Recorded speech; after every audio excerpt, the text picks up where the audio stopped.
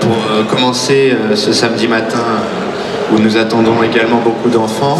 Donc pour commencer sur cette thématique de survivre en famille, nous avons fait appel à Renan. Merci beaucoup Renan pour ta présence au salon. Merci. Renan est quelqu'un qui a un parcours tout d'abord académique, diplômé en géopolitique. Il est passé par le ministère de la Défense pour finalement retourner dans sa Bretagne natale, travailler donc autour des thématiques du bushcraft et également des stages de survie.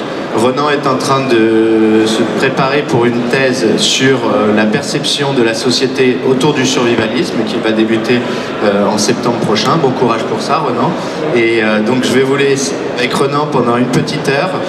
L'idée des conférences c'est que ça reste très ouvert, à savoir que vous allez pouvoir poser vos questions. Il y a une première étape voilà, qui va être plus Renan qui va nous parler lui et nous présenter ce qu'il a préparé, ce qu'il a envie de vous dire. Mais vous inquiétez pas, dans la seconde partie, vous allez avoir un petit temps de questions avec Renan. Donc je vous invite à rester tout au long de la conférence pour pouvoir justement élucider toutes vos questions autour de comment survivre avec sa petite famille dans les années qui viennent. Merci Renan et bonne conférence à tous. Merci. Salut, merci beaucoup. Donc bonjour à tous. Donc Renan, enchanté. Donc je suis le fondateur et le créateur donc, de la Skol Louarn. Donc pour ceux qui ne parlent pas breton, je vais présenter ça dans quelques minutes. Donc aujourd'hui le thème c'est la famille. Donc vous avez tous vu un petit peu la petite image sympathique. Donc je pense que beaucoup, pas tout le monde, mais beaucoup se reconnaissent un petit peu là-dedans. Il y a toujours la perception qu'on a de soi-même, la perception qu'ont les gens, ce qu'on pense qu'on fait, ce qu'on fait vraiment. Enfin voilà, j'ai trouvé ça assez rigolo et du coup je suis parti là-dessus. Donc on enquille pour 1 heure. Je mets juste mon chrono parce que je suis du genre bavard et du coup le chrono va me dire quand m'arrêter. Accrochez vos ceintures, on est parti. Donc je vais vous présenter 2 choses mais très rapidement. Donc du coup moi je ne vais pas me présenter parce que ça a déjà été fait de façon très très bien. Je vais vous présenter l'entreprise rapidement, c'est pas pour faire de la pub, c'est juste pour me resituer. Donc nous on est une école de vie dans la nature. Donc la forme juridique c'est une auto-entreprise. Une école pourquoi? Parce qu'on est là pour apprendre des choses aux gens et en même temps nous on nous apprend des choses. Donc c'est plus quelque chose de circulaire plutôt que nous qui expliquons toute la vie aux gens parce qu'on ne prétend pas tout connaître. Donc former, transmettre, échanger, c'est un petit peu ça notre motto. On fait des stages de bushcraft, de survie de randonnée, ça a déjà été dit donc je ne vais pas continuer de faire beaucoup de pub. Et grande nouveauté cette année, on fait aussi des stages de cohésion, team building pour les entreprises. Donc n'hésitez pas à nous appeler, ça envoie du lourd. Donc aujourd'hui on va parler de survivre en famille. Donc lui, j'aimerais bien vous dire c'est mon fils, il est badass et tout, mais j'ai pas encore le plaisir d'avoir des enfants. Donc pour commencer, je vais vous raconter une petite blague. Donc si vous riez pas, vous partez parce que c'est moi qui l'ai inventé. Je plaisante. Donc c'est l'histoire d'un couple survivaliste américain. Et après 9 mois de grossesse, ce qui devait arriver arriva, il se dirige à la maternité. Et donc, madame est en place, monsieur lui tient la main. Et là, le docteur, il dit, ben, il ne veut pas sortir. On va devoir pratiquer une césarienne. Donc le docteur prend son scalpel, s'approche de la dame. Et là, on ne sait pas ce qui se passe, il y a un coup de pied qui sort du ventre et qui fait tomber le scalpel par terre. Et là, le docteur, il n'en revient pas, il regarde, il dit, qu'est-ce que c'est? Et là, on entend une petite voix qui dit, eh les mecs, j'ai mis 9 mois pour construire ma bad, je sortirai pas. Ceux qui ne savent pas ce que c'est une BAD, on va en parler. La BAD, c'est la base autonome durable. Certains appellent ça aussi la base arrière de défense. En gros, c'est un lieu de repli, c'est le plan B, c'est la petite maison secondaire, c'est chez mamie à Trouville, c'est où vous voulez. Donc, on va parler déjà, c'est quoi une famille? Il y a beaucoup de personnes qui confondent un peu, et puis il y a des gens qui sont très sensibles sur cette question. Donc, tout simplement, c'est juste la petite image. C'est parce qu'il y a un monsieur, une madame, un monsieur. Enfin voilà, on n'est pas là pour définir les genres ou quoi. C'est juste une famille. Comment on l'entend? Une famille, c'est pas un couple. Ok? Un couple, c'est un couple. Ok? À la rigueur, c'est un binôme. C'est un binôme, c'est un bon binôme, ça bosse bien. La famille, on la définit surtout, je vous fais pas le Larousse, mais c'est quand en gros, il y a des enfants. Donc, réfléchissez bien parce qu'un couple qui fait venir ses propres parents, genre un couple de nos âges, des adultes, bah c'est une famille avec les parents. Ok? Donc c'est ça la définition qu'on fera aujourd'hui. Donc au sens strict, je ne vais pas rentrer dans les débats, mais bon, il y a la petite blague parent 1, parent 2, machin, des fois il y a 2 parents, des fois il n'y a qu'un seul parent, des fois il y a un enfant, il y a 3 enfants, il y a 8 enfants, faites ce que vous voulez, moi je ne juge pas. À la base, je suis chef scout, donc des enfants, des familles avec 7 enfants, on en a, c'est ok. Des familles avec un enfant, c'est ok. Au sens large, par contre, la famille, c'est ça qu'on va un petit peu, dont on va parler aujourd'hui. Au sens large, c'est les grands-parents, les tantes, les oncles, les cousins, les machins, les cousines. Donc c'est ça la question, c'est de quel genre de famille on va parler aujourd'hui. Un petit peu des deux, on fera un petit peu des deux. Mais attention, ça commence déjà. Survivre, ça implique d'être organisé, de s'entendre, d'être copains, plus ou moins. Mais plus on est, et plus il y a de cerveaux qui réfléchissent à un problème. Et plus il y a de gens qui parlent sur un truc, moins on s'entend, moins on se comprend. Ah, je vais à gauche, moi je vais à droite, moi je vais... Je pense qu'on a tous cette idée en tête de... Par exemple, pour les plus anciens d'entre nous, c'est-à-dire mon âge et plus, la 7e compagnie, quand le gars il dit c'est où le nord? Et les gars ils font... Ok, merci les gars. Donc attention au nombre. Il y a des avantages, c'est sûr. Voilà, plus on est nombreux, plus on a l'air gros. Stratégie du banc de saumon, là, du banc de thon qui fait peur aux requins. On a plus de capacité de travail. Il y a plus de chances d'avoir des spécialisations, c'est-à-dire qu'il y ait chaque personne qui ait une capacité qui soit super utile au groupe. Mais il y a des inconvénients. Ça consomme plus. Ok, il faut... Je vois pas, mais c'est pas grave. Ah, la taille, merci beaucoup. La taille, donc c'est-à-dire la taille du groupe et la taille des abris qu'il va falloir trouver, forcément augmente. Ça fait plus de bruit, donc c'est aussi moins discret pour se balader, etc. Et forcément, il y a plus de monde, donc il y a plus de blessés, il y a plus de malades. Ok, donc on fait attention à ça. Donc dans notre conférence, on va partir sur un truc, je dis moyenne, je dis pas normal, voilà. Moyenne, j'ai 2 parents, 2 enfants, parce que dans mes exemples, j'ai besoin qu'il y ait quelqu'un qui fasse ceci, quelqu'un qui fasse cela. Donc ça implique 2 adultes. Mais ça marcherait aussi avec un parent, un enfant, etc. Donc, nous, aujourd'hui, on va faire un petit peu des deux, ok? Sens strict, sens large. Et je rappelle bien, si vous voulez partir avec beaucoup de monde, genre les tontons, les tatas, les machins, dites-vous juste que des fois, on part aussi avec les vieilles histoires de « Ouais, mais de toute façon, c'est toujours toi qui commandes, les machins, je t'ai juste dit d'aller prendre du bois pour le feu, parce que sinon on va mourir. Ouais, mais de toute façon, maman, déjà, quand t'étais petit, elle changeait tes couches à toi et pas à moi. » Ok, on n'a peut-être pas le temps pour ça. Donc, se préparer. Parce que survivre en famille, ça implique une préparation. Okay, si vous pensiez qu'il n'y a pas besoin de se préparer pour s'entendre, c'est que vous n'avez jamais travaillé en équipe. C'est que vous avez de la chance, peut-être. Voilà, vous vivez en ermite et c'est cool. Mais sinon, c'est important de se préparer. Donc, se préparer à quoi? Je vais définir rapidement les différents contextes, parce que certains vont se dire « Ah, mais lui, il est extrême, il parle de la fin du monde et tout. » Mais ça dépend, justement. On ne se prépare pas de la même façon si on part 10 jours, si on part 20 jours, si on part sans jamais revenir. Ok? Donc la survie, ça implique pas mal de techniques. Ça implique, si on veut former sa famille, de visiter des endroits variés. Si on fait toujours la même forêt, vos enfants ils seront balèzes en forêt. Mais si un jour ils se retrouvent dans un désert, un monde un petit peu enneigé, une jungle, la mer, et qu'ils ne connaissent pas du tout, ils ne pourront pas dire qu'ils sont prêts. Et vous penserez faussement, ah ils sont prêts, ils savent tout faire. Oui, mais est-ce qu'ils savent faire un feu dans la neige? C'est pas pareil. Ok? Ça, c'est pas un gros mot, RDLN, c'est la rupture de la normalité. Donc pour ceux qui ont eu l'immense plaisir, la chance d'être là hier, j'ai fait une conférence sur justement la rupture de la normalité. Donc la rupture de la normalité, il ne faut pas confondre avec l'écroulement du système. La rupture, c'est quand c'est un petit problème à échelle plus ou moins locale qui impacte certaines personnes.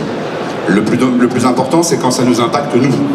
Généralement, quand là en ce moment il se passe des choses en Amérique latine, je pense pas que ça vous empêche de dormir. C'est humain, c'est compréhensible, c'est tellement loin, ça nous concerne pas. La rupture de la normalité, c'est quand ça nous concerne nous. Donc l'important là, c'est de savoir gérer son matériel, que ça peut durer 3-4 jours, on a du matériel. Parce que la rupture de la normalité, généralement, on la voit venir. Ok ? Donc l'important c'est d'être discret si on doit quitter son domicile, c'est de ne pas faire trop de vagues, c'est d'éviter de montrer aux gens qui n'ont rien qu'on a beaucoup de choses, parce que sinon ils vont peut-être vouloir éventuellement nous les prendre.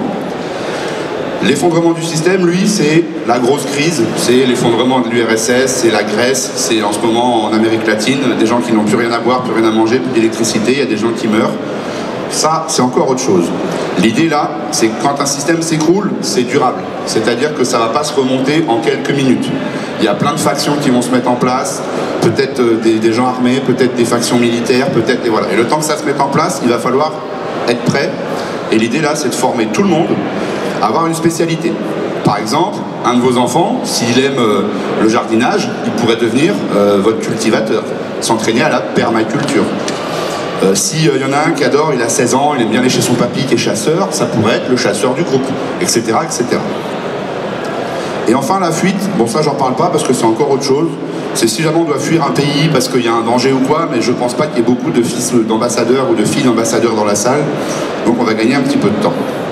Donc se préparer comment? Donc là, rappelez-vous bien, quand on parle de la famille, on pense qu'il y a des parents, il y a des enfants. Okay, donc il va falloir faire preuve de pédagogie, c'est-à-dire l'art de l'éducation. Il y a plein de façons d'éduquer les gens. Il y a par le jeu, par le défi, par l'aventure, de façon éducative, de façon sportive. Il y a, je suppose, encore une vingtaine auxquelles je n'ai pas pensé. Donc le jeu, c'est facile, c'est de dire à l'enfant qu'on va faire comme si, on va s'amuser à faire cela, etc. On va jouer à Robinson. Voilà, c'est une façon d'expliquer à l'enfant pourquoi on se prépare un petit peu à apprendre à chasser, à pêcher, à faire du feu. Il y a la version sérieux. Donc sérieux, je recommande d'attendre que l'enfant ait les genre 10-12 ans pour lui dire, ben tu sais, dans la société, des fois, il y a des gens qui ont des choses, puis il y a des gens qui n'ont pas de choses. Donc tu vois, nous, on a des choses. Et les autres, eh ben, ils en ont peut-être pas. Donc ils vont peut-être vouloir nous piquer nos affaires. Voilà, c'est un peu le toi, tu creuses. Pour ceux qui comprennent la référence. Voilà. Ensuite, le défi, ça c'est rigolo, ça marche bien avec défi aventure, ça marche bien avec les ados. Donc ados, 12, 11, 12, 13, 14, 15, 16, 17. C'est, allez, tu viens, on y va, on va descendre une rivière et tout, je vais t'apprendre à faire des trucs, on va y aller en canoë et tout. Oh, génial, trop bien et tout. Ouais, ça c'est cool. Éducatif, moi j'aime bien parce que c'est à long terme. C'est-à-dire insister auprès de ses professeurs, etc. pour que l'enfant ait des classes vertes, donc il parte, je sais pas où, par exemple en Sologne, pour découvrir un petit peu la nature, apprendre les bébêtes, le gibier, etc. C'est toujours sympa. Il y a le scoutisme, donc du coup, j'en parle pas pour n'importe quelle raison, parce que du coup, je suis scout, chef scout et formateur scout. Donc si vous voulez que vos enfants apprennent des trucs cool dans la nature, le scoutisme, c'est génial. Il y a aussi des stages nature, pas bête, c'est mon métier, donc si vous voulez des stages nature, etc., etc. À chaque sortie, l'idée, c'est d'essayer de sensibiliser un petit peu les enfants, donc commencer à parler de mobilité. Parce qu'imaginez un jour, peu importe si vous êtes dans une situation de survie pure ou de survivalisme, donc que tout s'écroule et qu'il faut s'en aller et tout, il va falloir être mobile. Surtout si on décide au début de rester chez soi, parce qu'on pense qu'on a du stock, parce qu'on est à l'abri, etc. Et là, du coup, on se dit, ah ouais, mais du coup, si on reste, et que tout le monde commence à bloquer les routes, etc. Les autoroutes sont fermées, machin, je pourrais pas m'en aller en voiture. Et du coup, forcément, je serai à pied ou en moto, en vélo, en quad, je sais pas ce que vous avez, en canoë. Donc il va falloir être mobile. Donc ça permet de commencer à expliquer aux enfants qu'on ne pourra pas partir avec la télé, on ne pourra pas partir avec des gros trucs, okay, on ne pourra pas prendre ton plateau de jeux de société, mais promis avec des cailloux et tout, on va refaire un peu le Monopoly. Okay, rue de la branche, rue de la feuille, rue du trou, rue de l'insecte mort, voilà, hop là, ça c'est rue de la goutte d'eau, hop, tu dois 40 000 €, voilà, enfin 40 000 noisettes, ça fait beaucoup de noisettes. L'itinérance, donc c'est un peu pareil.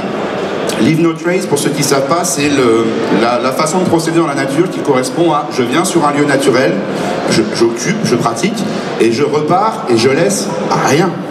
Ça a plusieurs utilités. La première, qui est écologique, c'est que je respecte un lieu, je ne laisse pas mes détritus, etc. Mais aussi, je pense aux prochains aventuriers qui vont passer après moi et qui veulent arriver et se dire « Oh, il n'y a jamais personne qui est venu là !» Alors peut-être vous étiez le 17e ou le 19e ou le 53e campeur, mais lui, il a l'impression de découvrir des choses parce que vous avez bien rendu le lieu. Et dans un contexte survivaliste, parce qu'on est un petit peu au salon du survivalisme, dans un contexte survivaliste, si jamais il y a des gens qui vous cherchent, parce qu'ils ont bien repéré que vous avez un chariot, vous avez du matos, les empreintes sont lourdes, sont chargées de matériel, et qu'eux n'en ont pas parce qu'ils ont faim, et qui vous cherchent, ben ça permet qu'ils vous trouvent moins facilement. ok? Il n'y a pas toujours des pisteurs indiens dans chaque groupe qui cherchent des gens, on n'est pas à Hollywood. Ok? On n'oublie pas bien sûr les techniques habituelles, le feu, le couteau, la brique, etc.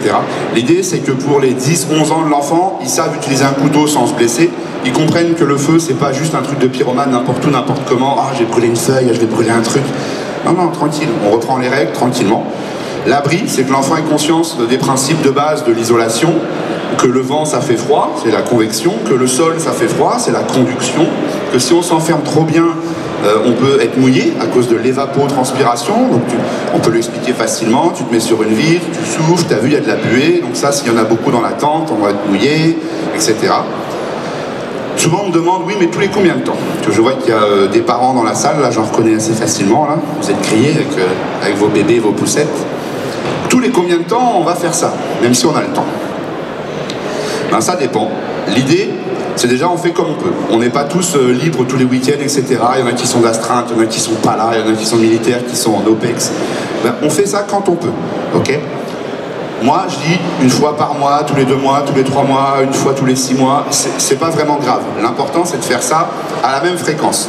Genre, une cousinade, et tous les ans, pendant la cousinade, c'est camping. Et voilà, c'est super. Vos enfants, ils vont déjà avoir des concepts de feu, on dort dans un abri un peu fermé, on n'a pas peur, on n'est pas claustro, on se dit qu'au final tout va bien, il y a des bébêtes sur soi, bah on fait, au lieu de faire comme ça, là. Donc voilà. On peut commencer par quelques heures, ensuite une après-midi, ensuite on va pique-niquer. Ça permet de commencer à dire à l'enfant qu'on peut manger dans la nature. Voilà, on peut même lui montrer 2-3 petites fleurs. T'as vu la petite fleur, tu peux la mâcher, ça fait un petit goût de sucre. Les enfants aiment le sucre, mais pas après 20h. Sinon ils se transforment en gremlins à 20h01 et vous dormez pas. Ok? Ensuite la petite nuit dans le jardin, chez papy, chez mamie, ça marche bien. Et puis le jour vient, voilà, on arrive à 15h, 16h, un petit samedi après-midi. Tiens, on planterait bien la tente, une petite nuit dans un coin de forêt, où on a le droit d'aller bien sûr. Et une randonnée, donc ça veut dire qu'on va marcher, on va se déplacer, l'enfant va voir qu'on peut pratiquer la nature et que c'est cool. Et ensuite le week-end, c'est comme ça généralement qu'on sait. Si l'enfant il aime bien, c'est qu'il va kiffer son week-end. Et s'il aime pas, c'est quand on rentre, il veut faire caca, mais va là-bas, non, moi je veux des toilettes. Il y a encore du chemin. L'important pour l'enfant, c'est d'être en sécurité, d'accord? C'est d'avoir une certaine image de confort. Donc c'est relatif, parce qu'autant il y a des enfants, ils disent qu'ils ont besoin de leur lit, de leur couette. Et moi, quand je fais des stages avec des enfants, ils s'allongent au coin du feu, là, par terre, dans les feuilles, et ils s'endorment. Hein. Il y a le feu, il y a les parents, on est bien, on est à l'aise, peu importe. Donc l'idée, c'est de les amener à, justement à réaliser qu'ils n'ont pas besoin de tout ce qu'ils ont. Donc qu'est-ce qu'on prépare? Donc l'idée, c'est de préparer du matériel, donc je ne vais pas insister pour gagner un petit peu de temps, le matériel de camping, la connaissance, c'est-à-dire que former un enfant, lui donner du matériel, pardon, et pas lui dire comment on s'en sert, c'est aussi utile que peut-être vous avez vu la même photo que moi sur Facebook, il y a un gars qui tombait à l'eau, et il y a un gars qui dit « Attends, je vais t'aider », il lui lance une corde. Il lui a lancé toute la corde. Salut, allez, vas-y, t'as la corde, vas-y, salut, allez, fais des nœuds. Ok? Donc là, le matériel sans connaissance ne sert à rien. Et enfin, le mental. Le mental, on va pas aller dans des trucs, oh, le mental, le militaire, commando. Non, c'est juste que l'enfant, il comprenne ce qui se passe. Et que l'enfant, il sache un petit peu pourquoi on fait ça, où est-ce qu'on va. L'enfant, il veut pas avoir peur. Il veut pas flipper, il veut pas se dire que le monde on va tous mourir et tout. Ça, c'est pas terrible. C'est comme ça qu'on élève des psychopathes. Ne le faites pas. Ok? Qu'est-ce qu'il y a besoin de savoir avant de se lancer? Donc les besoins de chacun, c'est-à-dire de quoi mes enfants ont besoin. Donc vous allez me dire, on sait de quoi les enfants ont besoin. Ok? Moi, tous les jours, j'élève mon enfant, etc. Oui, d'accord, parce que vous avez beaucoup de choses à la maison. Mais imaginez-vous, quand vous partez en camping, déjà, c'est un peu plus compliqué. C'est, ah, t'as qu'à prendre des mouchoirs. Ah, merde, on n'a plus de mouchoirs. Mais bah, prends du PQ. Ouais, puis le lendemain, non, je veux le toilette. Bah, prends le PQ. Mais il n'y a plus de PQ, monsieur le chèque. Ok, ben, prends ta... Bon, bah, je viens avec toi. Ouais, ça commence. C'est comme ça que ça commence. Le 5e jour, je viens avec... Fais tout seul. Ok. Donc on connaît les besoins de chacun et ça permet du coup d'être préparé. Les capacités de chacun, donc je vais y revenir après, et surtout les points forts et les points faibles de votre famille. Ok? Il y a des familles, par exemple, où on s'entend pas du tout, mais on s'aime. Genre moi, ma soeur, je l'ai pas vue depuis 6 mois parce qu'elle me saoule, parce que je me suis trop occupé de son fils et maintenant qu'elle a plus besoin, elle m'appelle plus du tout. Du coup, elle fait genre j'existe plus, alors qu'avant elle m'appelait tous les jours. Tu peux garder ton neveu? Bah oui, je suis pas un monstre. Bref, donc là, si on devait survivre, ma soeur et moi, je pense qu'au début, il y aurait un petit duel au couteau pour décider qui c'est qui porte les bollocks dans la famille. Voilà. Qui c'est qui est moniteur de survie, puis qui c'est qui est fonctionnaire. Voilà. Et après, je pense qu'on serait vachement plus d'accord. Mais ça ne veut pas dire que je ne reconnais pas les qualités de ma sœur. C'est juste qu'il y a des trucs à régler, je pense, dès le début, parce que sinon, ça va partir de travers. Ça, c'est point fort, point faible. Donc déjà, on va commencer... Oh, ils sont mignons. C'est dans le film Up, là où, pour ceux qui se posaient la question, avec le monsieur qui a des ballons sur sa maison et qui veut aller les mettre en Amérique latine. Et comme on peut vachement faire voler une maison avec des ballons, il y arrive. Donc on va commencer par nos petits vieux qu'on aime bien. Ensuite, on parlera, je ne sais plus dans l'ordre, des enfants. Ensuite, on parlera des femmes. Beaucoup, voilà. Ça a failli être le thème de la conférence, les femmes. Il y a tellement de belles choses à dire dessus. Et en même temps, du coup, il n'y aurait que les femmes à être venues. On aurait peut-être eu moins de monde, parce qu'on sait bien que dans la survie, il y a quand même une grosse majorité d'hommes et un petit peu moins de dames. Mais il y en a de plus en plus. Si vous suivez sur YouTube, chaque pays maintenant a sa grosse youtubeuse super connue, suivie de plein qui font pareil. Et nous, on veut faire comme au Sénat, on veut 50-50. On veut ça un jour. Parce qu'il y a un moment dans la survie, etc., il faut aller se laver, et c'est vachement plus agréable de se laver dans une rivière avec une personne qu'on apprécie. Voilà. Nos petits vieux, nos anciens. Donc je parle de personnes qui ont 50, 55, 60 ans. L'idée, c'est pas qu'ils soient vieux ou quoi, c'est en gros, c'est les grands-parents. Voilà. À un moment, quand vos parents deviennent grands-parents, c'est plus exactement la même chose. Ceux qui l'ont eu, vous savez bien qu'à partir du moment où des adultes deviennent grands-parents, ben, peut-être ils mettent un peu plus leurs chaussons qu'avant. Peut-être ils disent « Oh, mais fais-le toi maintenant, c'est toi le parent et tout. » Voilà. Ils lâchent un peu la pression, ils sont bien, ils sont cool. Mais du coup, ils changent. C'est pour ça qu'ils deviennent des grands-parents. Donc pourquoi on partira avec les grands-parents? Il y a plusieurs raisons. Premièrement, parce qu'on ne veut pas les abandonner. Imaginez si c'est une rupture de tout le système. Peut-être que mamie, elle n'a pas de voiture, ou elle ne sait pas conduire, ou elle ne peut plus conduire. Et toute seule, peut-être qu'on a peur qu'elle s'en sorte pas. Okay, et du coup, on se dit, allez mamie, tu viens. C'est un peu ce qu'on fait avec nos anciens quand ils sont un peu vieux. Certains les mettent dans des belles maisons où on s'occupe vachement d'eux. Et puis certains les prennent chez eux. C'est un choix. Okay, ils sont peut-être super utiles. Ben, j'ai toujours le cliché, mais c'est pour aller plus vite, du papy qui fait de la chasse. Ouais, mais papy qui fait de la chasse, du coup, il a un fusil. C'était un chasseur qui... Et du coup, en cas de problème, etc., il a un fusil. Voilà. Ou alors, peut-être que mamie a été militaire, du coup, mamie, c'est une solide. Ok, elle n'a pas peur, elle y va, elle prend le sac, elle prend un gosse sous chaque bras, et on y va. Utile. Ou alors, tout simplement, voilà, parce que c'est votre concept. Pour moi, la famille, c'est avec les parents, c'est les grands-parents, c'est tout le monde, on part tout le monde ou on meurt tous. Bah, vaut mieux prendre tout le monde. Ou alors, en cas d'attaque de zombies, il suffira juste de courir plus vite que mamie, et c'est peut-être pas vous qui mourrez, c'est peut-être mamie. Mais mamie, elle y est préparée. Je plaisante. Et s'il y a des mamies dans la salle, j'adore les mamies, hein, c'est des blagues, ok? Les avantages de prendre les grands-parents. Les grands-parents sont vieux, ne nous mentons pas. Vieux, ça veut dire qu'ils savent plein de trucs, ils ont une expérience longue comme le bras. Ensuite, ils ont vécu longtemps sans technologie, donc je parle des grands-parents voilà, qui ont 70, 80 ans. Du coup, ils sont super résistants. Eux, à l'époque, il n'y avait pas Internet, il n'y avait pas les super produits bio, machin et tout. Et pourtant, ils sont encore là, ils sont super en forme. Moi, mon papy de 93 ans, tous les matins, il prend une hache qui fait 4 kilos, il la prend. Il fait ça pendant 10 minutes. Moi, je la lève, je la tape et je fais « Ah ouais, elle est lourde ta hache. » Ouais. Et il me dit « Ouais, mais du coup, comme elle est lourde, elle tombe toute seule, il n'y a pas besoin. » Ouais, mais il y a besoin de la lever, quoi. 93 ans. Donc si à 70 ans, je fais ça, je serai encore content. Ils ont peut-être connu la guerre, ils ont peut-être connu les privations. Donc badass, ça veut dire qu'ils sont... Voilà, ils sont durs, ils sont costauds, les grands-parents. Ils sont aussi peut-être débrouillards. S'il y a des mamies qui ont connu la guerre 39-40, peut-être que voilà, elle a l'habitude de planquer des trucs, elle sait sortir des trucs, elle sait qu'on peut manger des racines, de machin, etc. C'est cool. Ils ont des connaissances utiles et anciennes. Par exemple, le papy, il a peut-être été forgeron, ou chaudronnier, ou rémouleur, et du coup, il pourra peut-être vous aider à entretenir. Enfin, voilà, il y a plein de raisons qui font que les grands-parents, c'est cool. Je zappe un petit peu. Voilà. Les inconvénients. Donc on reprend presque la même chose. Ils sont vieux, donc ils ont beaucoup d'expérience. Oui, mais du coup, ils sont vieux. Donc c'est pas une insulte, ça veut juste dire qu'ils sont peut-être un peu plus fatigués par la vie. Ils ont peut-être pas envie de se battre et de courir dans la forêt et tout. Peut-être ils vont juste dire non, mais vas-y, pars sans moi parce que machin, voilà. Ou peut-être qu'ils ont une blessure, qu'ils ont un handicap. On n'emmènera pas mamie dans un road trip de 1000 km pour fuir en Russie si elle a une béquille. Ça va être compliqué. Ok ? Ils ont peut-être un traitement médical.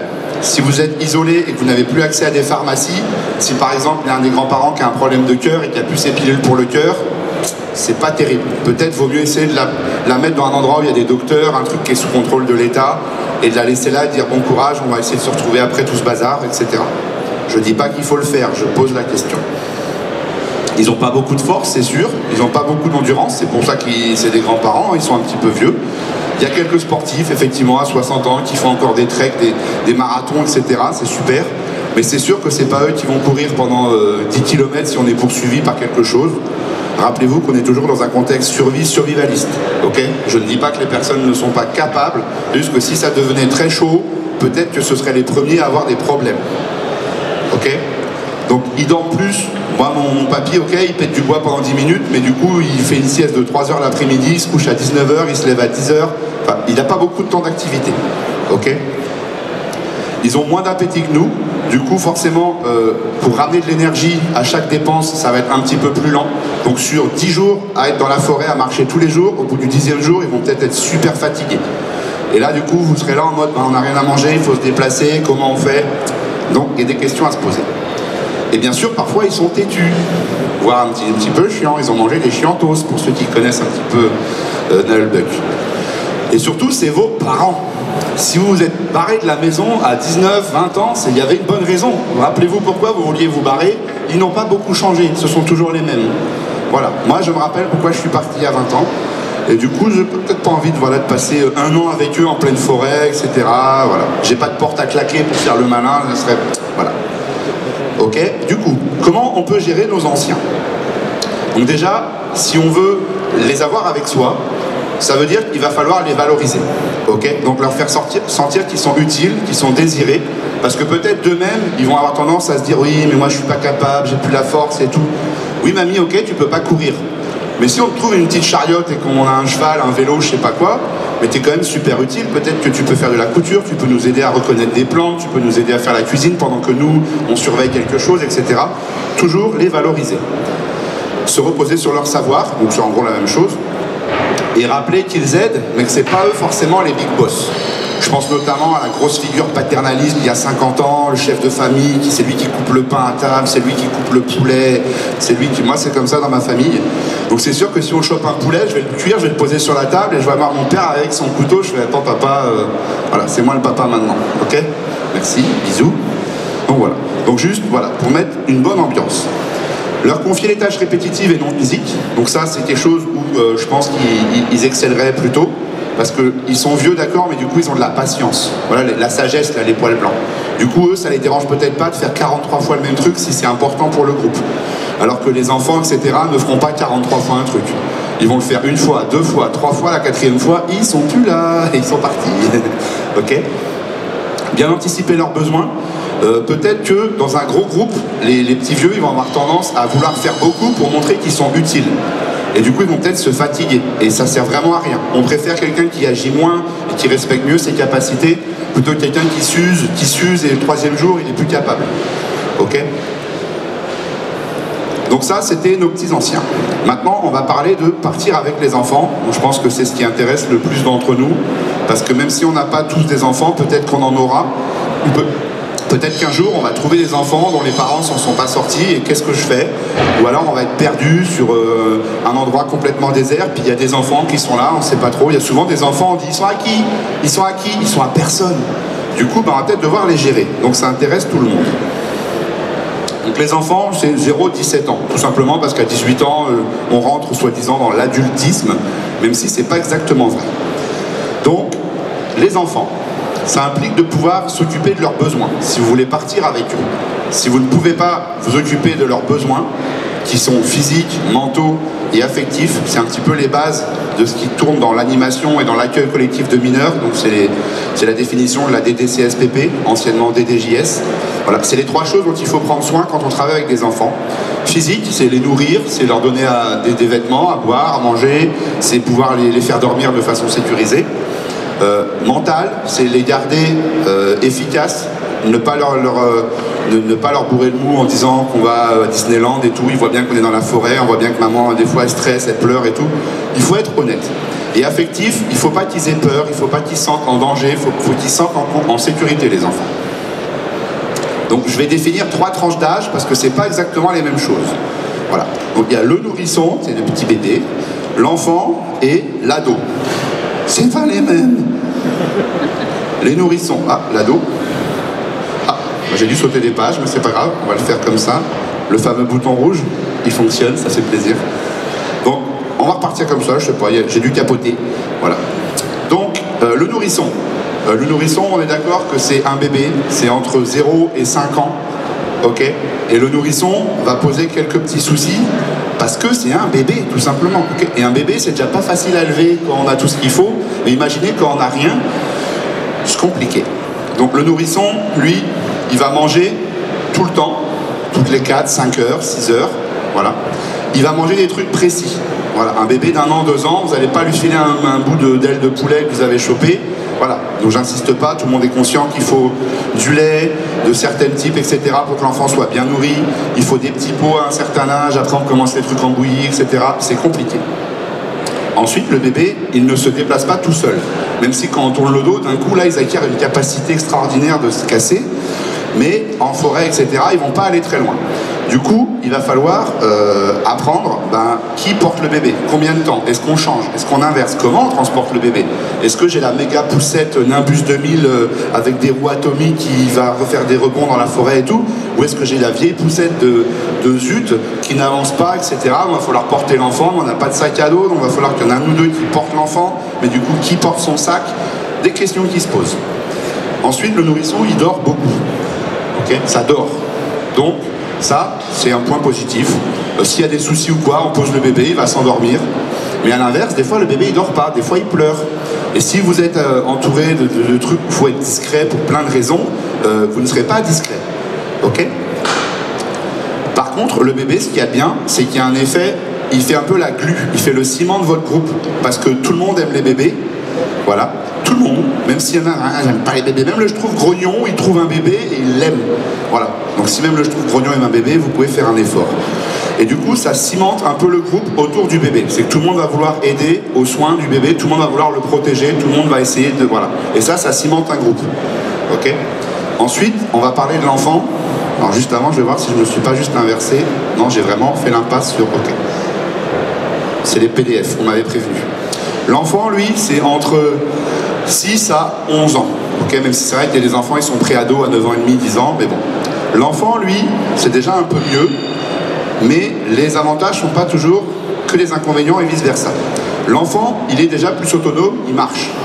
Okay, mais du coup, il marche. Donc, il peut aller dans des endroits, s'il n'est pas surveillé, qui sont dangereux. Okay. Ensuite, l'enfant, il mange un peu comme tout le monde, donc ça c'est bien. Il mange un peu ce qu'on a, il faut juste peut-être lui couper un peu, mais vous inquiétez pas, si vous êtes en survie ou dans une situation de survivalisme, vous n'aurez pas beaucoup de viande.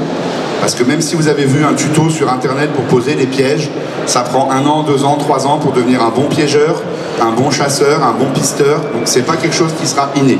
D'où le besoin de se préparer, on a vu tout à l'heure dans le point numéro 2. L'enfant, ce qu'il y a de bien, c'est qu'il peut suivre des consignes. Si vous lui expliquez bien, l'enfant, il peut vous chercher du bois de chaque taille, en lui disant qu'il faut qu'il cherche du bois qui est comme les cheveux de Réponse, tout fin et tout long. Ben, l'enfant, il va se taper un délire, il va crier, et voilà, et l'enfant, il va se taper des barres. Il va vous ramener, ok, alors à chaque fois vous dites un gros tas, il va vous ramener un petit tas, mais vous lui dites encore, et peut-être ça va marcher 1 ou 2 fois. La 3e fois, il n'ira pas, mais au moins il y aura un début de feu. Pendant ce temps-là, vous pouvez préparer autre chose. Ok? Le problème, donc l'enfant, lui, il a besoin de surveillance, il a besoin de cadre, il a besoin de limites. Okay, il ne sera pas forcément beaucoup autonome, mais il peut aider à la hauteur de ses moyens. Donc c'est un petit peu comme les personnes âgées. L'enfant, il faut qu'il se sente utile. Il faut lui expliquer que c'est bien, etc. Il ne faut pas lui dire t'es petit, tu sers à rien. Là, vous n'allez pas tenir longtemps, la famille ne sera pas super soudée, surtout l'enfant. Ensuite, là du coup on en a, les ados, donc 12-17 ans. Donc les ados, eux, ils sont costauds, donc ils ont de l'endurance, ils ont une force quasiment adulte. On dit qu'à partir de 12-13 ans, les ados, ils ont la force d'un adulte moyen, ok. Ils ont une récupération rapide. Alors ce qu'il faut savoir, que j'ai pas dit pour les enfants, c'est est-ce que vous savez combien de fois plus vite que nous, les enfants récupèrent? Fois 7.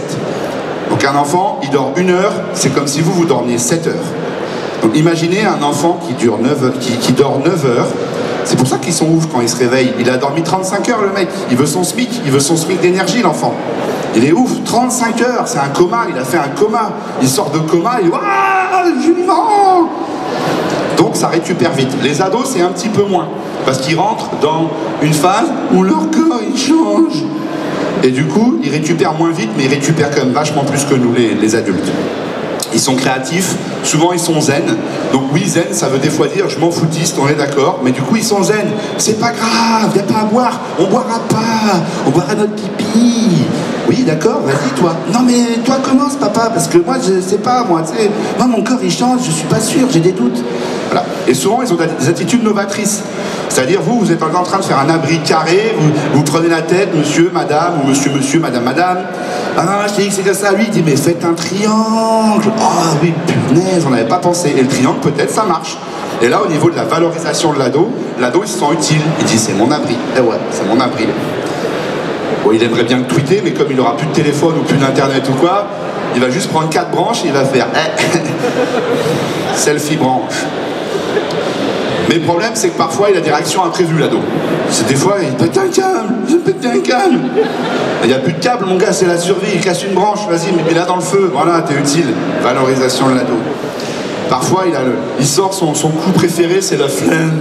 La flemme. Oui, mais la flemme, du coup, mais tu vas pas boire, tu vas pas manger, donc il va falloir la cadrer, cette flemme. Ok, il va falloir faire en sorte que l'ado, il ait envie. Et ce qu'il y a de bien avec l'ado, c'est qu'il a la capacité cérébrale d'un adulte. Il comprend que s'il veut manger, s'il veut dormir, il va falloir y aller. Ok, ce que disent les militaires, se sortir les doigts. On ne sait pas d'où. Voilà. Parfois, il est insolent. Donc ça dépend aussi de la relation que vous avez avec un ado. Donc je vous rassure, pour avoir eu des ados, des PJJ, etc., quand ils sont dans la forêt, qu'il n'y a rien, ils font pas trop les malins, ils écoutent. Ok? Fais gaffe, j'ai un couteau.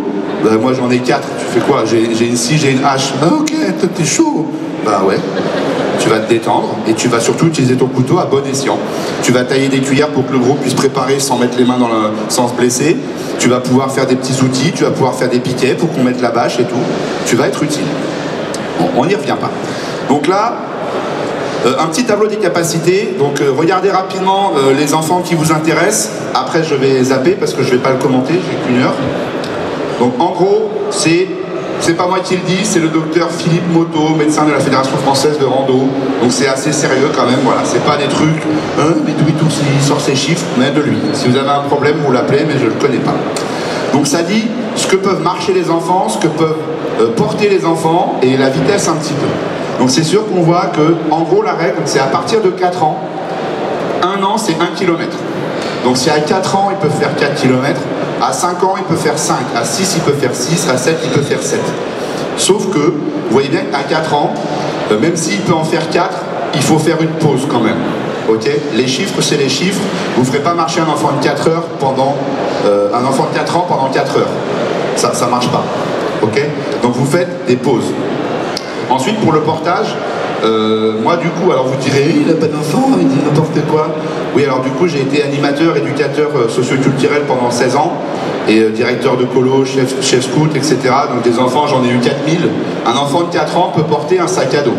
Alors au début, c'est un peu comme un chien ou une chèvre, il va essayer de se débarrasser du truc, il ne comprend pas trop ce que c'est. Vous lui expliquez que c'est son matériel. Vous pouvez commencer par dedans, le truc imparable, jamais il jettera son sac. Dans le sac, vous mettez son doudou. Jamais il va enlever le sac. Tu veux jeter doudou? Tu veux jeter doudou? Non, pas jeter doudou. Il ne jettera pas le doudou. Ensuite, avec le doudou, hop, on pète une petite bouteille d'eau. l'enfant a sa bouteille d'eau, l'enfant a un gain d'autonomie. Ensuite, on peut mettre la petite barre de céréales, le petit pot de compote, la petite pomme pote, si on recycle bien l'emballage, etc., etc. Donc, il faut faire ça. Et jamais, s'il vous plaît, jamais, hein, j'ai mal au dos, lui enlevez pas son sac, juste allégez-le. Parce que sinon, l'enfant, à chaque fois, il aura dans l'idée, je ne peux pas le faire, les parents vont le faire. Et ça, c'est l'inverse de l'autonomie. D'accord? Donc, notamment l'autonomie de déplacement. Parce qu'il existe beaucoup de formes d'autonomie en pédagogie. Ensuite, les besoins nutritionnels. Donc, pareil, vous regardez rapidement ce qui vous intéresse. L'idée, c'est de comprendre que un bébé, un enfant, un ado ne mangent pas la même chose, n'ont pas les mêmes besoins. On en a déjà parlé un petit peu, donc là il y a des chiffres, c'est intéressant. La chose la plus intéressante à voir, c'est qu'entre le bébé et l'enfant, c'est x2, x3 les besoins, et que l'ado comptait comme un adulte. L'ado, il mange autant qu'un adulte, même un peu plus, parce que justement la croissance, il est en train de construire l'intérieur de son corps. Ok ? Et la boisson, faites attention, les ados, ils bougent beaucoup parce que du coup, ils se sentent un peu forts et tout, et ils consomment peut-être des fois plus d'eau que l'adulte. C'est pas parce qu'ils ont des besoins énergétiques plus élevés que les nôtres, c'est parce qu'ils bougent plus. Ok? Donc voilà, il y a les sources en bas, si les gens veulent vérifier, etc. C'est pas de moi. Donc comment on prépare un petit peu nos jeunes? Bon, là, je vais aller vite parce que j'en ai déjà parlé un petit peu tout à l'heure. Le camping, la randonnée, tout ce qui est activité annexe, donc le VTT, le jardinage, aimer les oiseaux. Il y a beaucoup de jeunes qui s'intéressent à la LPO, etc. C'est un billet, c'est une entrée vers la nature. Le land art pour les enfants.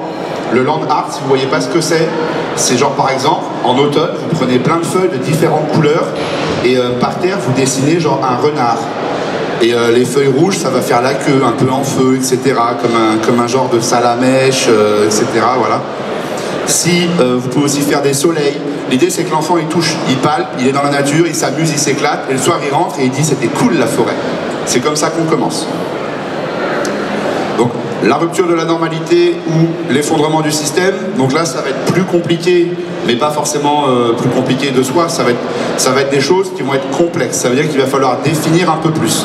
Par exemple, faire inscrire votre enfant au club de radio de son école. S'il y en a un, l'enfant saura utiliser une radio. Il saura qu'il y a différentes fréquences. Il saura qu'il faut parler. Et si on veut écouter, il faut lâcher le bouton. C'est des petits trucs comme ça, c'est rigolo. On peut aussi lui offrir des talkie-walkie.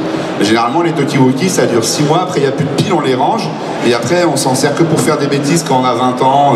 Genre, ah, tu vas le mettre là-bas, puis je vais pouvoir te parler. Et puis tu vas me dire si le vigile il arrive et tout. Ouais, c'est moins drôle. Le morse, ça peut être quelque chose de rigolo. Donc en gros, c'est anticiper si c'est pour une rupture du système. Il y aura peut-être plus d'électricité, il y aura peut-être plus de téléphone, etc. Il va falloir se débrouiller à l'ancienne. Et à l'ancienne, on communiquait quand même. Il y avait quand même comment ça s'appelle, le télégraphe, etc. Le morse avec de la lumière. Ça peut être super cool au lieu de se promener, de dire il est rentré, oui, tac, il n'y a pas besoin de se déplacer, etc. Donc le morse, c'est cool. Et si on ne sait pas apprendre tout le morse, on peut aussi mettre des lumières. Genre 4 coups, ça veut dire ça va. 2 coups, ça veut dire oui. Un coup, c'est non. Si tu réponds pas, bah peut-être t'es mort. Je sais pas. Ok? Donc plein de trucs à apprendre. L'idée, c'est que s'il n'y a plus rien, que vos enfants puissent savoir des choses qui vont vraiment les aider. Ok? Au Moyen-Âge, chaque parent était responsable d'apprendre un métier à son fils. Et s'il ne pouvait pas, de lui trouver un maître. Un maître pour lui apprendre, un maître d'art, un maître d'artisanat. Ben, s'il n'y a plus rien, je pense qu'on retournerait vers ce genre de système. Donc comment préparer vos enfants? Donc là, l'idée, ça va être notamment de commencer à les faire marcher le plus possible. Parce qu'un enfant qui marche beaucoup, il va où vous voulez. Un enfant qui n'aime pas marcher, qui n'a pas le matériel adapté, il a mal aux pieds, on sait très bien comment ça va finir. Le parent 1 ou le parent 2, mais le parent 1 qui est souvent grand et costaud, va le porter. Voilà, et le parent 2 va devoir galérer avec le sac de parent 1, et ça va être pénible, ok? Parce que quand on doit porter un enfant, on fatigue, on regarde ses pieds, on n'est pas concentré, on peut rater un bon coin de bivouac, on peut rater une rivière, on n'avait plus d'eau, mais on n'y pense pas, puis l'enfant, lui, il dort, il ne va pas vous aider. Voilà. Donc habituez vos enfants à marcher, montrez-leur la carte, on commence tranquillement, tu vois, ça c'est le nord, ça c'est le sud, c'est quoi le nord? Ben, le nord c'est par là. Ah oui mais du coup par là c'est aussi le nord. Bah non, attends, je t'explique. La boussole, tu vois, nous on va au nord, donc tu mets le petit truc rouge toujours vers là, puis tu la tiens, puis de temps en temps tu regardes un peu autour de toi, et toujours on va là. Ah d'accord, ok. Ça occupe l'enfant, il se sent valorisé, c'est génial, il apprend des choses. Voilà. Il y a aussi le jeu des fleurs. Alors le jeu des fleurs, c'est tout simple, c'est dès que tu vois une fleur jaune, tu cries wouhou ou un truc, et du coup l'enfant il va être super concentré, et surtout il va marcher devant, parce qu'il va vouloir gagner, il va vouloir voir les fleurs avant vous, et du coup l'enfant il marche en fait. Et pour des parents qui ont déjà emmené des enfants en rando, un enfant qui marche, c'est la fin des problèmes. S'il marche, il marche. Il marche pas vite, c'est pas grave, on se déplace quand même. Ok? On ne s'arrête jamais en plein effort, ça c'est super important. Si vous êtes dans une côte, si ça monte, on ne s'arrête jamais dans une côte. Parce que si vous pensez que c'est dur de gravir une côte, arrêtez-vous 10 minutes, laissez le sang partir de vos jambes, vos muscles se relâcher un petit peu, et repartez en pleine côte comme ça, c'est plus dur. Vaut mieux finir la côte quand on est dans l'effort, etc., que s'arrêter en plein milieu. Si on fait une pause boisson, c'est-à-dire une pause courte, on évite de s'asseoir. Ça, c'est des principes de randonnée quelconque. Si on s'assoit, la circulation du sang, elle va être différente. Vos muscles ne seront pas aussi chauds en repartant. Et du coup, si vous pensiez que votre enfant était fatigué au point de s'asseoir, il ne repartira pas. Ok? Donc l'idée, on ralentit, mais on ne s'arrête pas. Okay. Sauf s'il faut, et dans ces cas-là, autant dire bon, on arrête là pour aujourd'hui, parce que si vous traumatisez votre enfant, qu'il en a eu beaucoup dans les bottes toute la journée, le lendemain, il sera pas de bonne humeur, il voudra pas marcher, etc. Et l'idée, c'est pas ça. L'idée avec un enfant, c'est pas d'aller quelque part, c'est de faire quelque chose. Ok? Si il a très chaud, on lui mouille la tête, si on a assez d'eau, bien sûr, ça les enfants, ils adorent, c'est le jeu, c'est rigolo, une petite bataille d'eau, etc. À condition d'avoir de l'eau. Si vous avez 2 litres d'eau potable pour toute la famille en plein désert, mouillez-lui la tête avec de l'imagination. Voilà. Donc ça, c'est ce que je disais tout à l'heure. On enlève le sac, mais on leur enlève jamais. Ok? On n'hésite pas à montrer la pharmacie de temps en temps. Donc ça, c'est le petit truc sympa. C'est peu importe quand vous ouvrez le sac et tout, juste l'air de rien, vous sortez un truc, vous posez la pharmacie, puis vous fouillez un truc, et vous reprenez la pharmacie, vous la rangez. L'enfant, l'air de rien, il va voir le gros truc rouge, la croix, il va se dire ok, je suis rassuré, je vois qu'on a des trucs, je sais que quand je suis blessé, on ouvre cette boîte et ça va mieux. C'est cool, c'est rassurant. Ok. Plus on commence tôt, donc plus ils sont préparés. Donc bien sûr tôt en âge. Donc hier, bon, il y a un journaliste qui me demandait, mais vous, quand vous aurez des enfants, vous commencerez à quel âge? Bah moi je serais plutôt un peu comme le couple américain là, de la blague du début là. C'est dès qu'il rentrera dans un sac à dos, pas en entier mais un sac à dos de bébé, il viendra avec moi se promener, etc. Petit à petit, voilà. Et au bout de, je sais pas, 2 ans, quand ce sera un petit peu moins compliqué, à 2 ans il dormira déjà dans une petite tente avec une grosse moustiquaire. S'il fait beau, il y aura juste la moustiquaire. Et petit à petit, l'enfant il s'habituera à s'endormir au coin du feu. Ça fait des adultes qui ont l'habitude de dormir au coin du feu. Donc voilà. Donc on va parler maintenant des dames, les madames. Donc j'insiste avant d'expliquer, c'est pourquoi il fait une partie sur les femmes et il ne fait pas une partie sur les hommes. Parce que comme je le disais tout à l'heure, c'est juste en rapport aux statistiques. Il y a genre 90% d'hommes qui sont pratiquants connus de cette discipline survie-survivalisme et un petit 10% de femmes. Du coup, c'est sûr que c'est plus intéressant de parler des femmes que des hommes qui sont une majorité, puis qui ne font pas spécialement... voilà, ils ne sont pas très intéressants, voilà, ils sont un peu ennuyants les hommes. Donc j'ai pris un cliché, bien entendu, c'est pas pour me moquer. Elle a une casquette rose et en même temps elle est en train de démonter un sanglier. Voilà, c'est un peu le cliché des femmes dans la survie. Et on va parler des clichés justement. Donc oui, il y a tous les gars, ils disent souvent un peu macho, ouais, les femmes elles ont des talons, elles se cassent les ongles, elles prennent 2 valises, 18 machins, ouais d'accord. D'accord, mais ça n'existe pas une femme qui fait ça. Une femme qui va pratiquer un minimum la randonnée, elle sait que si elle prend 18 produits de beauté, elle va porter 18 produits de beauté. Et au pire, elle va se dire, de toute façon, je suis pas là pour pécho, etc. Je m'en fous, ok? Il y a des dames, oui, qui partent, etc. avec des petites lingettes. Mais ça veut pas dire, c'est pas parce qu'on prend pas beaucoup qu'on n'a pas le droit d'être propre.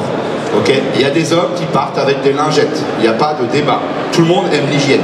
Ok. Si votre dame n'a pas l'habitude, alors pour les femmes qui sont survivalistes, du coup quand je dis votre dame, vous pensez votre homme, d'accord? Parce que du coup c'est vous l'expert du couple. Si votre dame n'a pas l'habitude, eh bien, il suffit de l'entraîner comme avec les enfants. On commence par un petit peu de camping, des randonnées, le trek. Donc le trek, pour ceux qui ne savent pas, c'est quand on part en randonnée, mais longtemps, genre sur plusieurs jours. Les voyages, tout simplement, même en dormant dans les gîtes ou à l'hôtel, votre dame, elle va avoir l'habitude de se déplacer, donc l'habitude de faire ce qu'on appelle paquet léger, donc faire un sac qui est un peu léger, qui est fonctionnel. Et ça sert à rien de lui reprocher, etc. Si elle n'a jamais pratiqué, c'est sûr qu'elle ne connaît pas. On ne connaît pas ce qu'on ne connaît pas. Fin du débat. Donc, les différences physiologiques. Donc, bien sûr, ça change selon l'âge et si on pratique du sport, etc. pour les adultes. Donc, là, on va parler des deux. Donc, les femmes consomment environ 1900 à 2400 kilocalories par jour. Donc, c'est toujours avec les mêmes sources que tout à l'heure, en bas à droite. Et les hommes sont entre 2400 et 3100. Donc bien sûr, il faut se dire que, par exemple, ma compagne, elle est toute petite, elle est toute mince, elle est plus à 1900. Moi, je suis pas tout petit, je suis pas tout mince, je suis plus à 3100. C'est évident, ok? Voilà.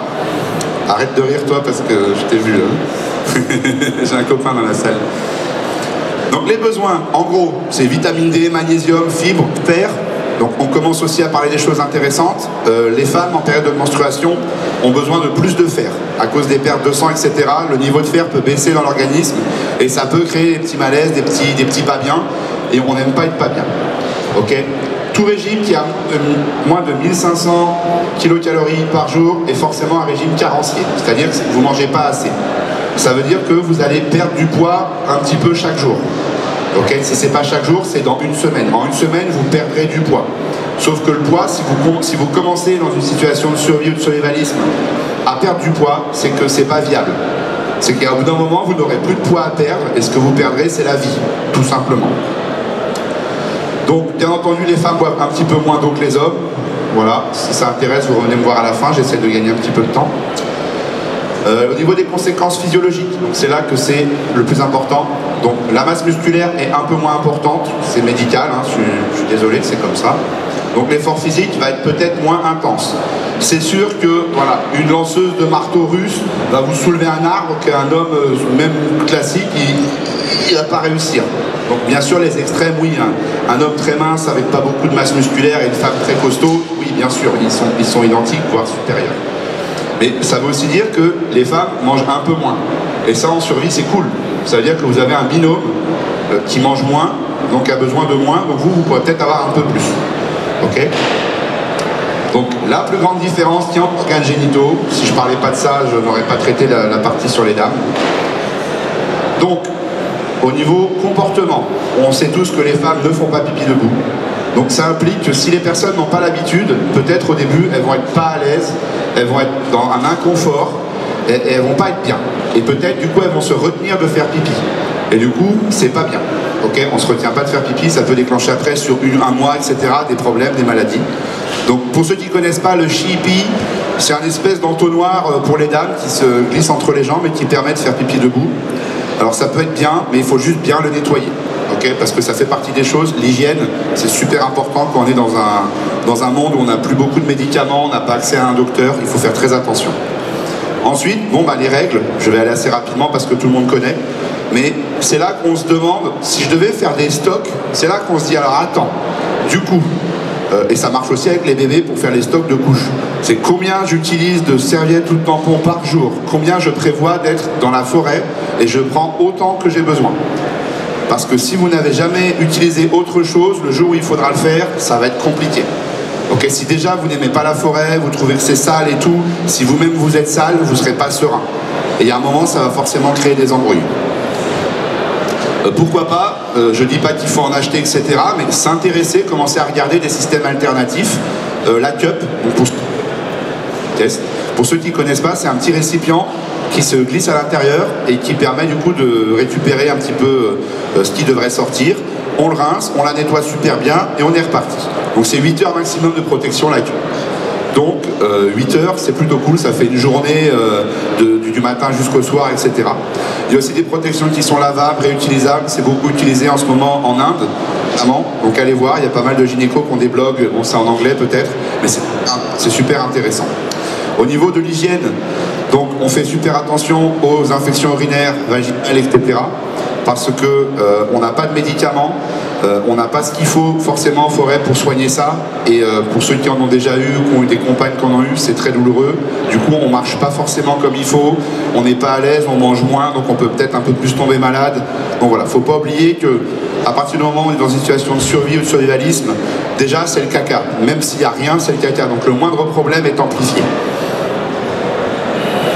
Donc boire beaucoup, beaucoup boire, beaucoup boire. Ok ?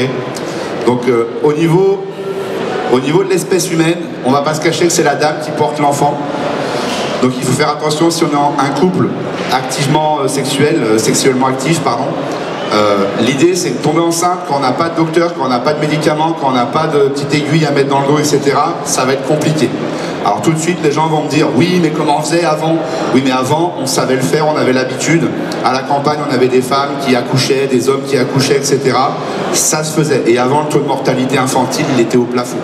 D'accord? Donc si on retombe dans une situation comme ça, très vite, les habitudes vont changer. Ok? Être enceinte ça implique de manger pour deux. Donc le coup de ouais mais ma femme elle consomme moins et tout, c'est fini. Donc du coup il va falloir aussi trouver à manger pour cette personne-là.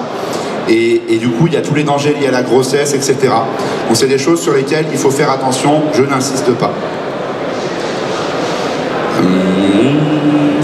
Et oui, malheureusement.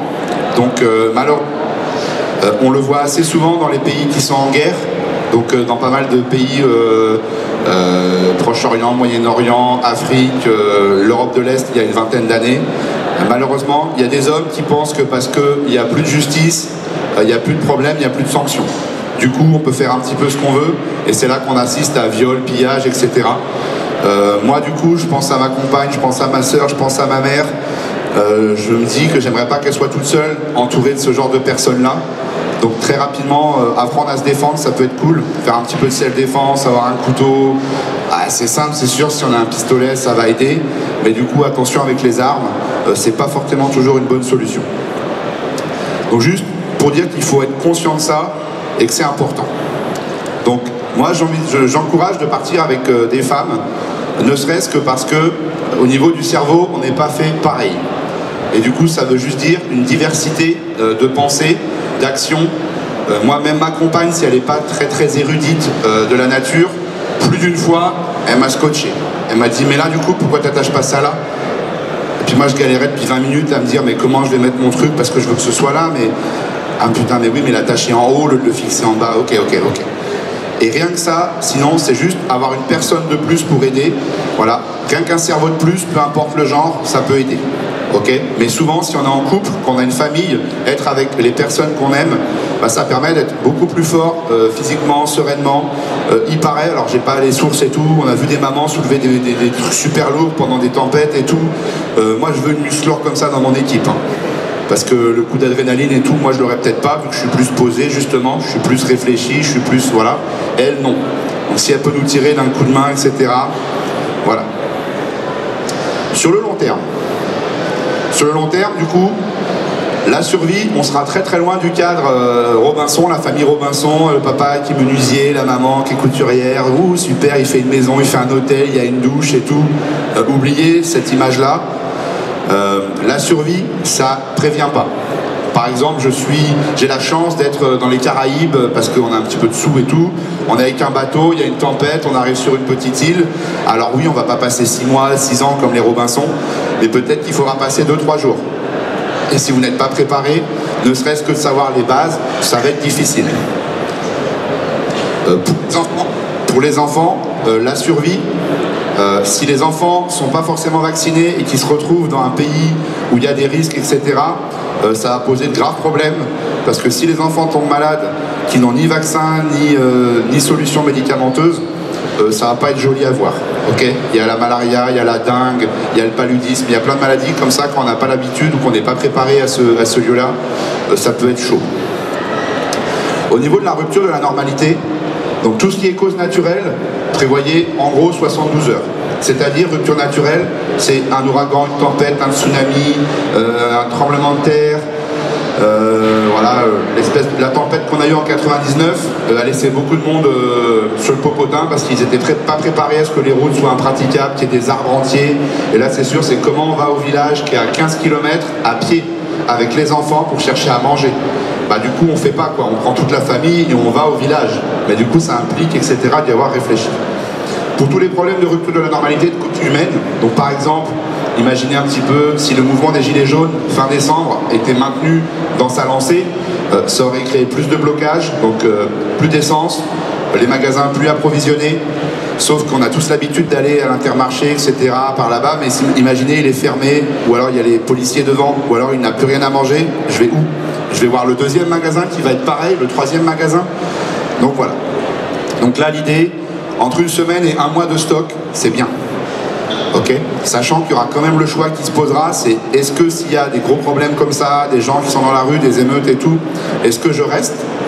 Est-ce que j'ai du stock et que je reste dans ma maison, dans mon appartement? Ou est-ce qu'on prend la famille et qu'on part dès le début pour éviter les problèmes? Mais du coup, si on part où? On part comment? C'est une bonne question à se poser. Pour l'effondrement du système, là, c'est plus compliqué parce que la plupart des choses vont disparaître. Donc la collapsologie, c'est une discipline qui dit en gros que on a besoin, nous pour vivre en ce moment, notre niveau de vie, c'est entre 120 et 150 esclaves. Donc esclaves, ça veut juste dire qu'il y a des personnes qui travaillent pour nous. On n'a pas préparé nos vêtements. On ne fabrique pas nous-mêmes l'électricité. L'eau, elle n'arrive pas par nos propres moyens, etc., etc. La collapsologie nous apprend que ces esclaves-là disparaîtraient très rapidement. Donc tout reviendrait à votre charge. Ça veut dire que vous allez devoir faire le travail de 120 personnes tout seul. Okay, donc c'est là qu'on voit que partir en famille, 120 divisé par X nombre de familles, c'est déjà vachement moins pénible. Sachant qu'il y a des besoins qui sont vraiment pas nécessaires, qui n'entrent pas dans la pyramide de Maslow, qui vont disparaître. Les besoins de communiquer, Internet et tout, on va se recentrer sur le noyau familial, on sera vraiment plus là pour ça. Donc le pacte social qui dit qu'on est tous copains, qu'il faut respecter les limitations, la priorité à droite, c'est fini ça, en cas d'effondrement du système, c'est un peu Mad Max quoi. C'est chacun sa pomme, et ta pomme c'est pour moi, ok? Donc on va se recentrer sur le noyau familial. Donc là je pense qu'en cas d'effondrement du système, c'est plus là où on partirait sur un truc au sens large. C'est les tontons, les tatas, parce qu'on se connaît, on a confiance, c'est le sang, c'est les fratés comme ils disent ici à Paris. Et du coup, voilà, alors qu'en survie, généralement on va pas forcément chercher d'autres gens et tout, on va rester le plus petit nombre possible, surtout que si on est perdu, blessé, etc., généralement c'est qu'on est avec qui on est. Généralement c'est parent 1, parent 2, enfant 1, enfant 2, enfant 3. Ok. Donc bon, ça je l'ai un peu dit tout à l'heure. Donc voilà. Il faut faire attention au stock de nourriture. Je pense que sur du long terme, donc ça c'est vraiment du survivalisme, hein, on n'est pas dans juste se préparer à être perdu en forêt, etc. Il va falloir faire très attention à ces stocks. Si vous pensez que ça va durer longtemps, il va falloir anticiper. Si vous voulez vous déplacer en vélo, il faudra avoir 10, 20, 50 rustines, etc. Tout en plein de nombre, ne serait-ce que pour le troquer avec des gens qui ont des choses que vous n'avez pas. Ah, une canne à pêche, j'y avais pas pensé. Ah, moi je cherchais une route vélo. Allez hop, canne à pêche, route vélo. Les routes vélo vont valoir plus cher que les cannes à pêche dans le futur. Manuaire scolaire et de formation. Eh oui, si vous devez passer 5 ans et qu'il n'y a plus d'état, il n'y a plus d'école, il n'y a plus rien, ben ça va être à vous de faire la classe à votre enfant. Et si vous ne prenez pas ça en charge et que vous anticipez pas, l'enfant, lui, bah du coup, il saura peut-être pas lire, il saura pas écrire, etc. Et si un jour le système se remet à fonctionner, un enfant du coup qui a 20 ans, qui sait pas lire, pas écrire, etc., bah, il a intérêt d'être un bon menuisier, un bon charpentier, un bon forgeron, parce que sinon ça va être dur de se réinsérer. Donc on n'oublie pas qu'un effondrement du système, c'est pas forcément Mad Max, c'est pas tout le temps, ça va pas durer 1000 ans. Peut-être ça va durer quelques mois, 6 mois, 1 an. Voilà, c'est le cas par exemple en Grèce, le système s'est carrément cassé la figure, mais la Grèce est toujours là, il y a toujours un gouvernement, etc. Donc heureusement que les mecs ne sont pas partis en brûlant tout avec les flingues en l'air, parce que sinon il y aurait eu les casques bleus, ce serait parti en crise humanitaire. Donc voilà. Et oui, la contraception sexuelle, parce que j'ai beau vous dire que tomber enceinte, ça va être très très grave si vous n'êtes pas préparé à ça. Et les petits lapins, tout ça, les abeilles, les fleurs, il y en a quand même qui vont vouloir essayer. Du coup, ben, la contraception, ça va être assez important, je pense, là-dessus. Donc voilà. Je termine par ça. Donc n'hésitez pas s'il y a des questions. Je pense que niveau timing, il y en a peut-être encore 2-3 minutes, j'espère. Il nous reste 5-10 minutes, mais okay. Ça a été très ponctuel. 1h01, j'ai mieux géré qu'hier. Donc je vais vous donner la parole maintenant. Est-ce qu'il y a des questions qui vous viennent tout de suite? Voilà, monsieur, merci beaucoup. C'est souvent la plus dure, la première. Pas de pression. Bonjour. Juste une petite question, bon, pour nous qui sommes, enfin pour nous, pas tous, mais qui sommes parisiens ou qui vont dans des grandes villes, est-ce qu'au final, il vaut mieux rester chez soi en ayant du matériel, en ayant de la nourriture, en ayant du stock, ou se lancer sur les routes, parce qu'on n'a pas forcément une villa ou une maison de campagne à moins de 200 ou 300 bornes, donc je ne vois pas comment on peut faire, avec la circulation, etc. Voilà. Alors c'est très rigolo parce que du coup hier je faisais cette conférence et les gens à la fin me demandaient mais comment on fait en famille? Et je leur ai dit venez demain. Mais là du coup je peux pas vous dire venez hier. Donc ce qu'on a vu hier c'est qu'il y avait, j'avais établi 4 critères pour rester, 5 critères pour fuir. Alors je les ai plus là comme ça en tête, mais les critères pour rester, si vous pouvez défendre votre domicile et qui vous permet de remplir les besoins de votre famille, donc les besoins alimentaires, sécuritaires, occupation, information, il y a toute une liste. Si vous pouvez rester et qu'il n'y a pas de danger pour vous et que vous avez de quoi manger et tout, restez. Okay. Le problème c'est que si vous voyez rapidement qu'il y a des émeutes dans les rues, qu'il y a des gangs et tout qui commencent à se former, des armes et que vous n'êtes pas prêt pour ça, et que vous voyez que petit à petit il y a des rues qui sont bloquées, les gens détruisent tout, ils mettent des barricades, etc. Si vous restez, il y a un moment où vous serez dans le dur. Il va falloir s'en sortir d'une façon ou d'une autre et il va falloir défendre votre vie. Donc c'est à ce moment-là, vous pourrez décider. Voilà, c'est chaud, je pense pas pouvoir garantir la sécurité de ma famille. Mes enfants peuvent pas sortir de la maison sans rester quelque chose. Mais dans la maison, ils commencent à faire des... Voilà. Du coup, là, le mieux, c'est de s'en aller. Mais la question, c'est s'en aller pour aller où?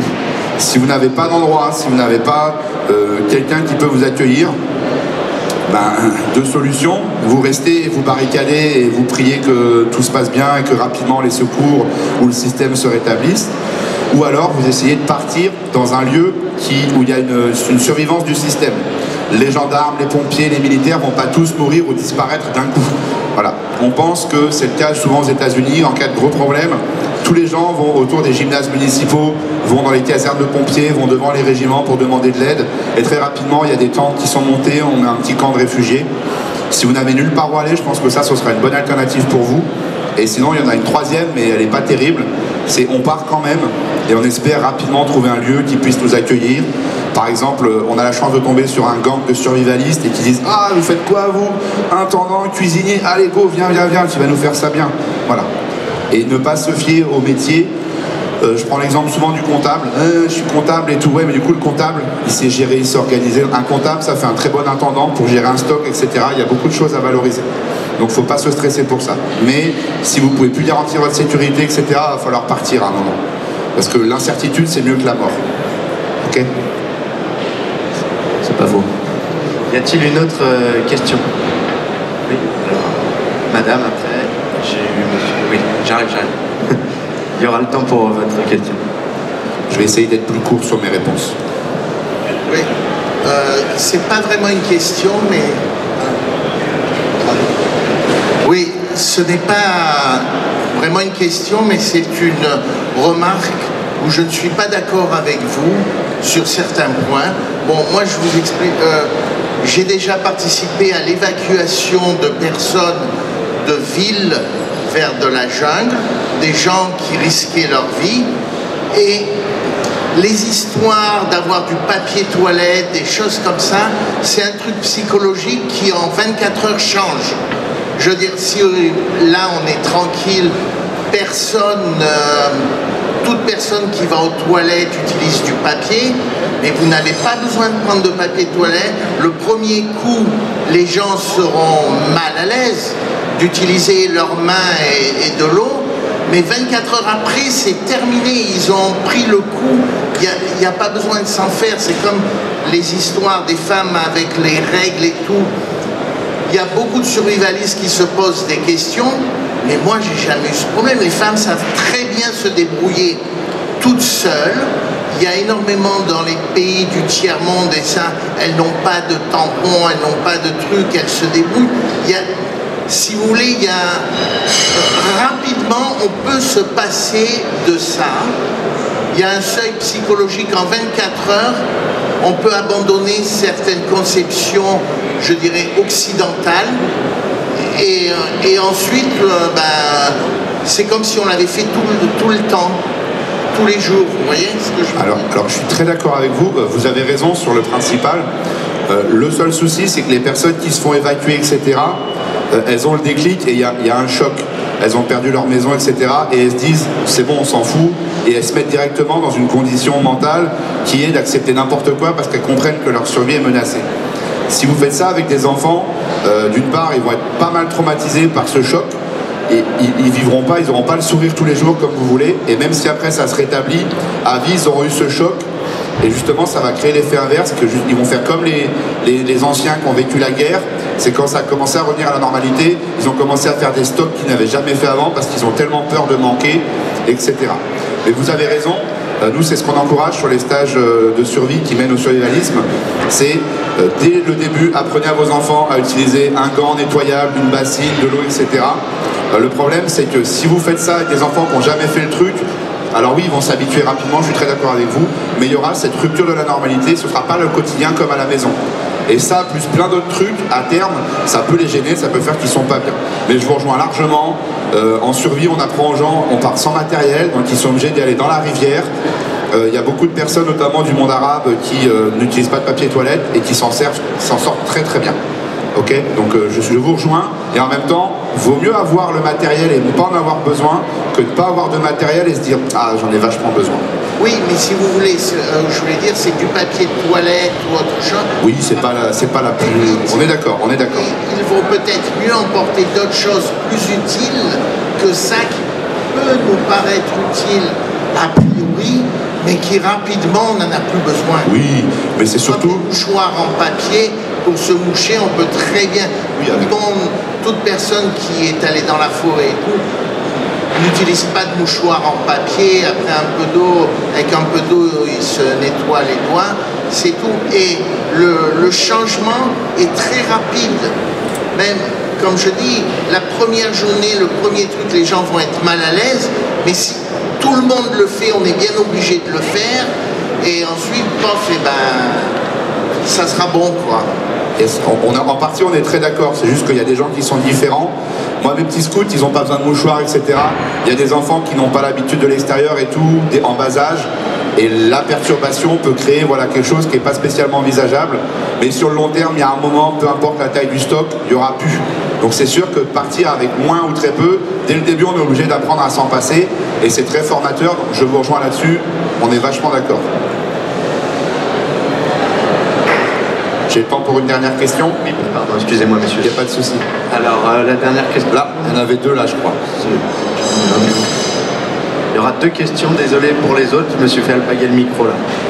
Pour les autres questions, je vais me mettre à côté après pour laisser la place. N'hésitez pas à venir m'embêter, etc. Avec grand plaisir.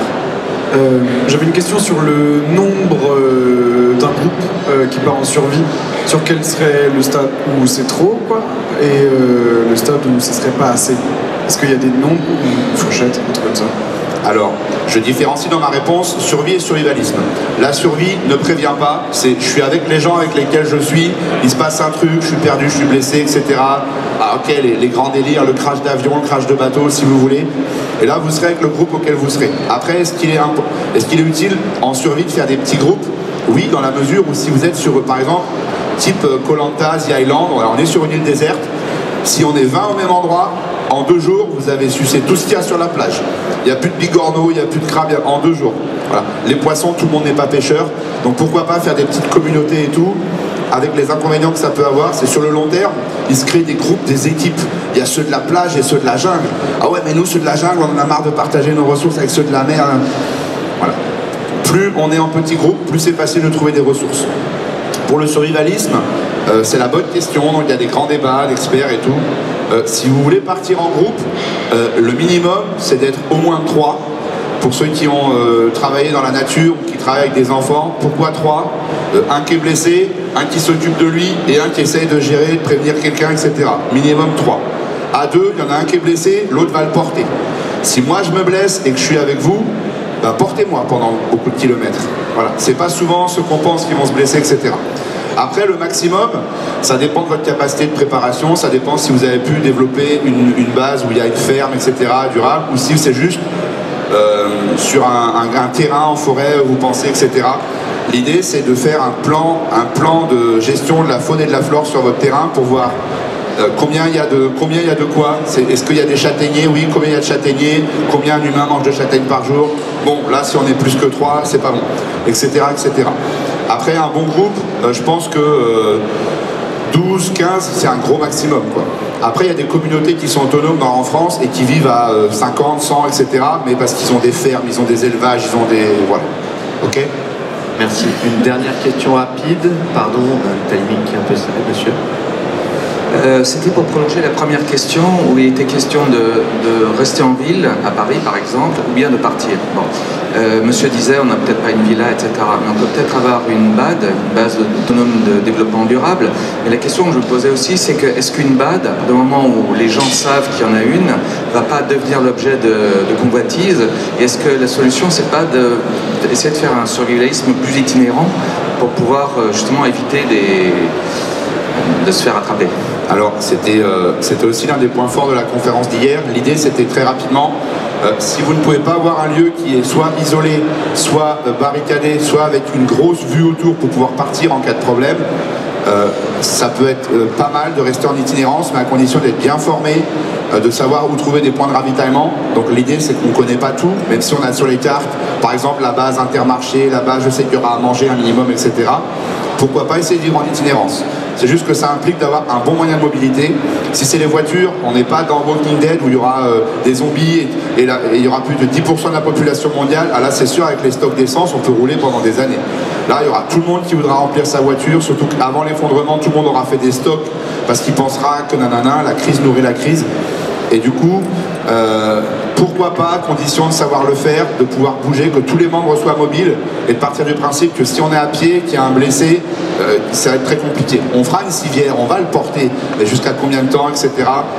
Donc pourquoi pas, si votre endroit est pas bon, c'est un gros plan B utilisé par beaucoup de survivalistes, c'est je pars dans un pays ailleurs où il y a beaucoup de forêts, type le Monténégro, la Croatie, etc.